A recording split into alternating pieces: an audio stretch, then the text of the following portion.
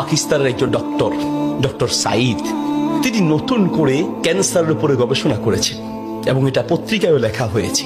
তিনি ক্যান্সারের নতুন একটি বিষয়ের উপরে গবেষণা করেছেন এবং এই গবেষণার জন্য তাকে পুরস্কৃত করা হবে। এই জন্য তিনি নিজের দেশ ছেড়ে আরেকটি দেশে যেতে হবে। তিনি সেই দেশে যাওয়ার জন্য বিমানের টিকিট কাটলেন।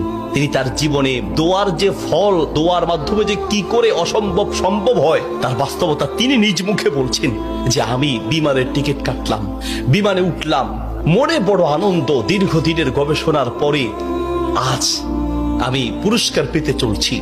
বিমানে উঠার পরে 1 ঘন্টা কোন রকম বিমান চলার পরেই আমাদেরকে পাইলট বলল যে আপনারা বেল শক্ত করে বাঁধেন, কারণ বিমানের যান্ত্রিক ত্রুটির কারণে সামনে আগাতে পারবে না। আশেপাশের যে কোনো একটা এয়ারপোর্টে আমরা সুযোগ পেলেই সেখানে ল্যান্ড করব।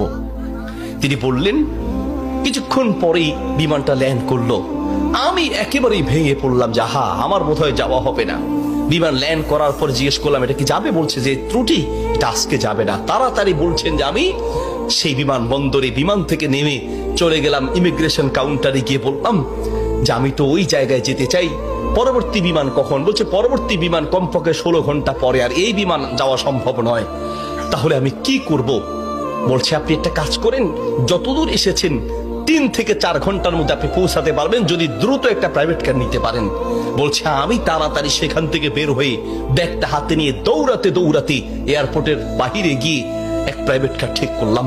প্রাইভেট কার ওলাকে বললাম ভাই যত দ্রুত পারেন আগাতে থাকেন, টাকা নিয়ে টেনশন নাই, কারণ পুরস্কার তো বিশাল পুরস্কার, আপনি আগাতে থাকেন। প্রাইভেট কার ড্রাইভার গাড়ি চালাচ্ছে তো চালাচ্ছে। তিনি বলেন মোটামুটি কিছুক্ষণ যাওয়ার পরে হঠাৎ বিশাল তুফান শুরু হলো। প্রচন্ড তুফান দেখে ড্রাইভার বলছে ভাই সামনে যাওয়া সম্ভব নয়। বলছে চেষ্টা করেন।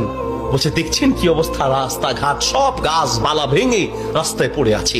যখন তুফান আরো প্রচন্ড বাড়তে লাগলো আমি অবশেষে নিরাশ হয়ে বললাম যে জীবন বাঁচানো দরকার, পুরস্কার দিয়ে কি হবে, নিজেই যদি মরে যাই থাক, পুরস্কার চিন্তা নাই, সামনে যাওয়ার দরকার নেই।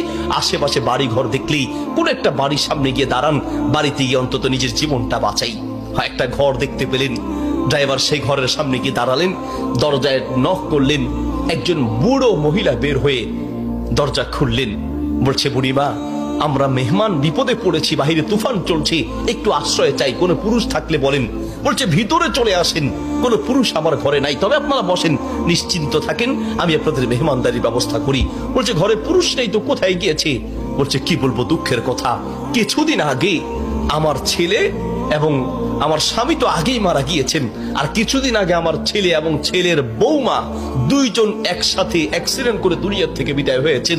বাড়িতে শুধু আমি আর আবার নাতিটা আছে। বলছে আপনারা বসেন, একটু মেহমানদারি ব্যবস্থা করি। মেহমানদারি হিসেবে কিছু খাবার দিয়ে ডক্টর সাইদের সামনে দিলেন, আর বুড়িমা তিনি নামাজে দাঁড়ালেন। নামাজ শেষের দিকেই তার নাতি হাউমাউ করে চিৎকার করে কান্না শুরু করলেন। প্রথম থেকে কাঁদছেন অল্প আস্তে আস্তে, পরে প্রচন্ড চিৎকার। ডক্টর সাইদ বলেন বুড়িমা আপনি কি করছেন, একটু নাতিটাকে নিয়ে আসেন, এইভাবে কাঁদছে কেন? পরে নাতিটাকে কোলে করে নিয়ে আসলেন। ডক্টর সাইদ জিজ্ঞেস করলেন যে তার চেহারা পুরো নীল হয়ে আছে, তার কারণটা কি, ওর কি রোগ হয়েছে? বলছে ডাক্তার সাহেব কি বলবো দুঃখের কথা, আল্লাহ আমাকে পরীক্ষা করছেন। আমার স্বামী তো অনেক আগেই দুনিয়া থেকে বিদায় হয়েছে, আমার সম্বল ছিল আমার ছেলে, সেই ছেলেটাকে আল্লাহ নিলেন, ছেলের বৌমাকেও নিয়ে গেলেন। আমার এই নাতিটা কোন রকমে আমার কাছে ছিল, তাই সে যায় নাই, এই জন্য অ্যাক্সিডেন্ট করে তারা মারা গিয়েছে, কিন্তু ছেলেটা রয়ে গেল। এখন এই ছেলেটার একটা কঠিন মারাত্মক ক্যান্সার হয়েছে, যার চিকিৎসা আমাদের দেশে সম্ভব নয়। ডাক্তার সাইদ বলছে আপনি কি দেখিয়েছেন? বলছে হ্যাঁ, এটা নতুন ধরনের ক্যান্সার, এলাকায় যাকেই দেখাই সবাই একই কথা, আমাদের পক্ষে সম্ভব নয়। তো ডাক্তাররা কি পরামর্শ দিয়েছে? বলছে পাকিস্তানে যেতে। পাকিস্তানে একজন ডাক্তারের নাম বলেছে, তিনি এই নতুন রোগের, এই নতুন ক্যান্সার উপরে তিনি গবেষণা করেছেন, তার কাছে গেলে নাকি ভালো হবে। ডাক্তারের নাম বলেছে। বলছে নাম তো বলেছে, কিন্তু ঠিকানা তো কিচ্ছু জানা নাই। কিন্তু আমার বিশ্বাস, আমি প্রত্যেক নামাজের পরে এবং সেজদায় গিয়ে আল্লাহর কাছে দোয়া করি, কারণ আমার বিশ্বাস মানুষের পক্ষে অসম্ভব হতে পারে, আল্লাহর পক্ষে অসম্ভব বলতে কিচ্ছু নাই। আল্লাহু আকবার। আমি প্রতিদিন নিয়মিত আল্লাহর কাছে দোয়া করি, মালিক আমি তো সেই ডাক্তার হসপিটাল কিচ্ছু চিনি না, আমার পক্ষে চেনা সম্ভব নয়, তার কোনো ঠিকানাও কারো জানা নাই। তিনি নাকি পাকিস্তানের ডাক্তার। বুড়িমা বলেন তো সেই ডাক্তারের নাম কি? বলছে সেই ডাক্তারের নাম নাকি ডক্টর সাইদ, নতুন করে তিনি নাকি এই ক্যান্সার উপরে গবেষণা করেছেন। বলছে বুড়িমা কসম করে বলেন তো ডাক্তার সাইদের সাথেই আপনাকে দেখা করতে বলেছে? মহিলা বলছে ভাই আপনি মেহমান মানুষ, আমি কেন আপনার কাছে মিথ্যা বলতে যাব? ডাক্তার সাইদ তিনি নাকি নতুন করে ক্যান্সার উপরে গবেষণা করেছেন, আপনার বাড়ি কোথায়? ডাক্তার সাইদ বলল বুড়িমা আমি আপনাকে কসম করতে বলেছি এই জন্য যে আমি বড় অবাক হয়েছি, আল্লাহ যে বান্দার দোয়া কিভাবে কবুল করেন, আল্লাহ যে মানুষের দোয়া কিভাবে কবুল করেন, আমি এখন বুঝতে পেরেছি কেন আমার বিমান নষ্ট হয়েছে, আমি এখন বুঝতে পেরেছি কেন আমি প্রাইভেট কারে উঠেছি, আমি এখন বুঝতে পেরেছি কেন তুফান শুরু হয়েছে, আমি এখন বুঝতে পেরেছি লক্ষ লক্ষ বাড়ি ঘর থাকতে কোথাও না গিয়ে আপনার বাড়িতে কেন এসেছি, আমি এখন বুঝতে পেরেছি আল্লাহ বান্দার দোয়া কিভাবে কবুল করে। বুড়িমা আপনি যে ডাক্তার সাইদের জন্য দোয়া করছেন সেই ডাক্তার সাইদের কাছে পাকিস্তানে যেতে হবে না, টেনে টেনে তাকে আপনার বাড়িতে নিয়ে এসেছেন, আমি ডাক্তার সাইদ আপনার বাড়িতে উপস্থিত আছি। আল্লাহু আকবার।